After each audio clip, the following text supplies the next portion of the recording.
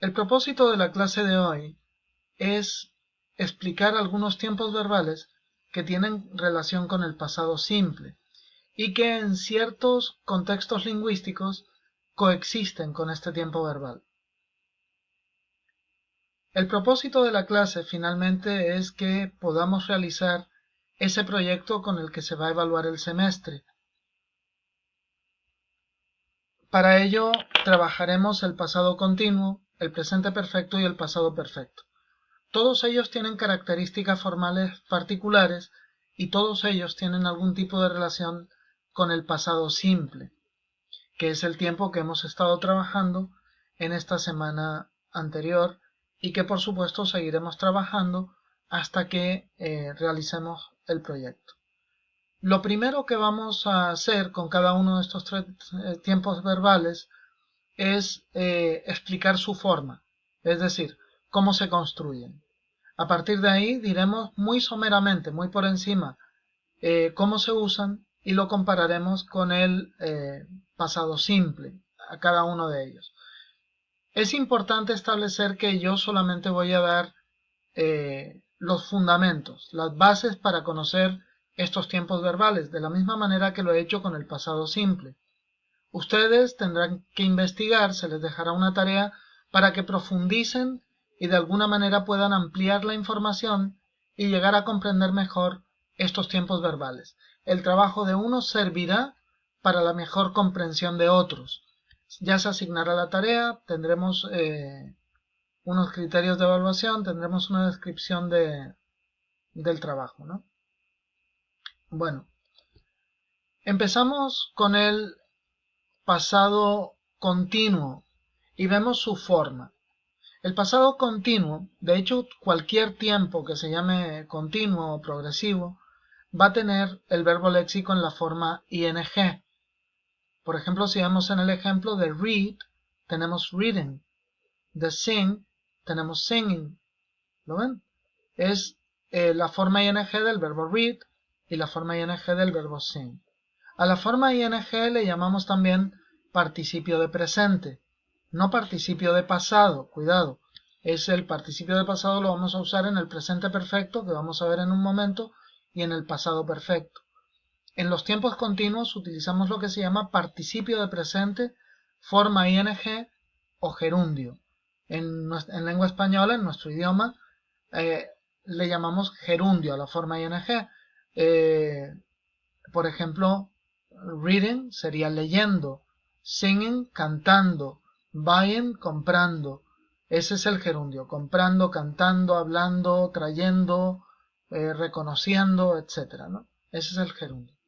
Ahora, el verbo auxiliar va a ser el verbo to be. Si tenemos presente continuo, tendríamos que tener el verbo to be en presente. Como tenemos pasado continuo, vamos a tener que tener el verbo to be en pasado. Si tuviéramos futuro continuo, por ejemplo, tendríamos que tener el verbo to be en futuro. Pero lo que estamos trabajando es el pasado continuo y por lo tanto necesitamos el verbo to be en pasado para que sea un pasado continuo. Was es la forma que se utiliza para el sujeto en singular principalmente. Esto ya lo vimos al estudiar el pasado simple. Sería I was, you were. Vean que you es una excepción porque, como decimos siempre, no se distingue entre la segunda persona del singular y la segunda persona del plural en inglés, entre tú y ustedes o vosotros, ¿no? Entonces, I was, you were, he was, she was, it was, we were, you were, they were. ¿Sí? Esto lo tendrían que saber porque acabamos de estudiar el pasado simple y es así. Junto a él, como decíamos, el verbo léxico, el verbo principal en su forma ing. Aquí tenemos los ejemplos: Jenny was reading the newspaper o they were singing outside. Jenny estaba leyendo el periódico o ellos estaban cantando fuera, en el exterior, ¿no? Visto cómo se construye el tiempo verbal, vamos a ver cómo se inserta en la oración, es decir, vamos a ver cómo se ordenan los elementos sintácticos en una oración que contenga el pasado continuo, en este caso. Y tenemos el sujeto, como siempre, el verbo, pero en este caso el verbo consta de dos elementos. Tendríamos was o were, que funciona como auxiliar, y la forma ing del verbo léxico o principal. Y lo que viene a continuación es el objeto. En el ejemplo queda todo muy claro. She was reading a book. Ella estaba leyendo un libro. Vean la traducción. Estaba leyendo. En español no tenemos, en el sistema verbal español, no tenemos un tiempo verbal equivalente a este. Esto es lo que se llama una perífrasis de gerundio. Es una combinación de elementos verbales que nos llevan al significado que nos interesa. Es una perífrasis de gerundio. Estar haciendo algo, no estar leyendo, estar comprando, estar hablando, ¿no? Ella estaba leyendo un libro. En la negativa vemos que es muy parecido a la afirmativa, solo que entre el auxiliar was o were y la forma ing del verbo léxico tenemos la negación, tenemos not. Esto es todo.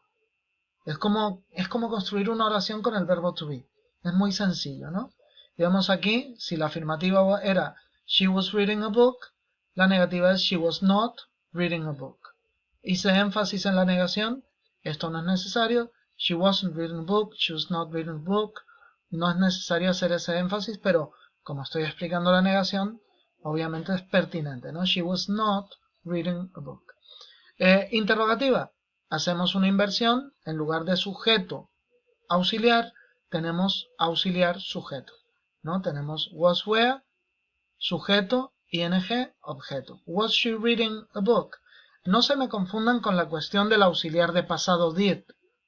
Did no es el único auxiliar, ni do es el único auxiliar. Hay otros auxiliares, el verbo to be funciona de hecho como auxiliar en los tiempos continuos, y ya vamos a ver en un momentito que have funciona como auxiliar en los tiempos perfectos, presente perfecto y pasado perfecto. Bueno, seguimos. El uso. ¿Cómo se relacionan el pasado simple y el pasado continuo? Bueno, el pasado continuo se refiere a una acción en pasado, bueno, por eso es pasado continuo, que estaba en proceso. Una acción que comenzó en un punto del tiempo y se prolongó, mucho o poco, pero se prolongó, ¿no? Por ejemplo, she was walking her dog. Ella estaba paseando su perro. Claro, ella en un momento del tiempo, en un punto temporal X, inició el paseo con su perro, salió de la casa con la correa, etc. Y el paseo del perro se terminó, pues no sé, 10, 15, 20 minutos, 3 horas después. No sé cuánto tiempo pasea ahí al perro, ¿no? Pero es algo que se extendió en el tiempo, es una acción que se prolongó a lo largo del tiempo.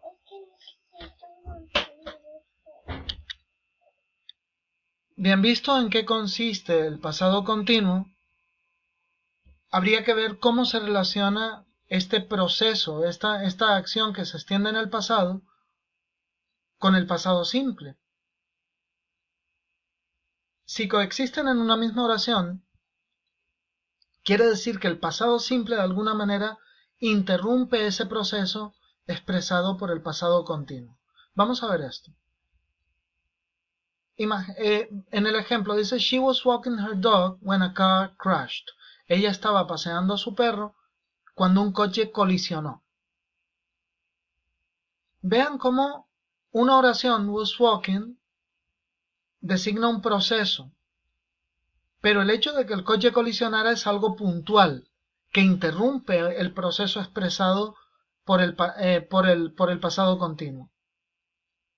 Claro, crashed designa algo que sucede en un instante, ¿no? En un instante. E interrumpe el paseo que esta chica estaba dando con su perro. En algún punto del desarrollo de la acción a la que nos referimos con el pasado continuo, sucede el accidente que tiene el coche. Entonces decimos, mientras esto estaba ocurriendo, lo otro sucedió. Dentro del tiempo que duró el paseo, dentro de ese tiempo, el coche colisionó. ¿Sí? Entonces, es cuando coexisten, repito, cuando coexisten en una oración el pasado continuo y el pasado simple, El pasado simple se refiere a una acción que se da dentro de la duración de aquella acción referida con el pasado continuo. ¿Sí? Pues no sé si quedó muy claro, pero vamos a seguir trabajando sobre esto un tiempo, ¿no? Ustedes, de todas maneras, en la tarea que van a hacer, van a tener que explicar de alguna manera, representar incluso con algún diagrama estos usos, ¿sí?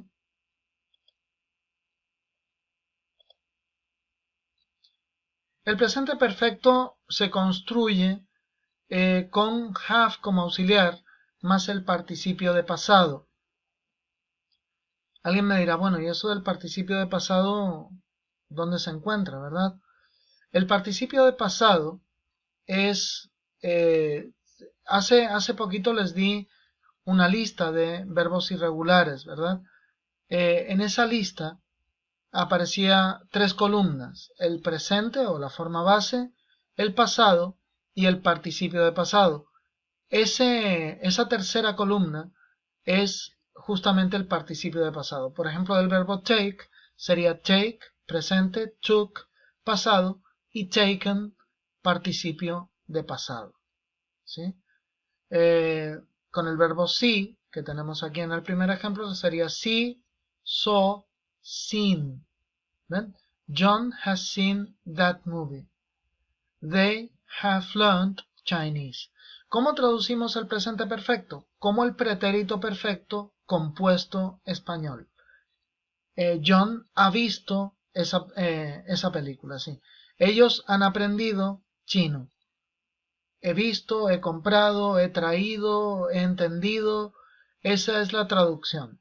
Vean además que el auxiliar se puede utilizar con la forma have para la primera, segunda persona del singular y para la primera, segunda y tercera persona del plural, pero has es la forma que se utiliza para la tercera persona del singular, he, she, it o cualquier sujeto que pueda ser sustituido por uno de estos pronombres. Es la misma cuestión de concordancia que teníamos en presente simple y la misma pregunta que nos hacíamos todo el tiempo entre ponerle o no ponerle ese final al verbo o ponerle o no ponerle ese final al auxiliar.